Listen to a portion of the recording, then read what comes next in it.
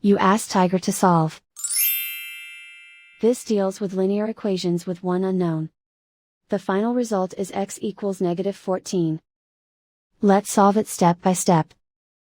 Isolate the x. Multiply both sides by inverse fraction 7 over -8. Move the negative sign from the denominator to the numerator. Group like terms. Multiply the coefficients. Simplify the arithmetic.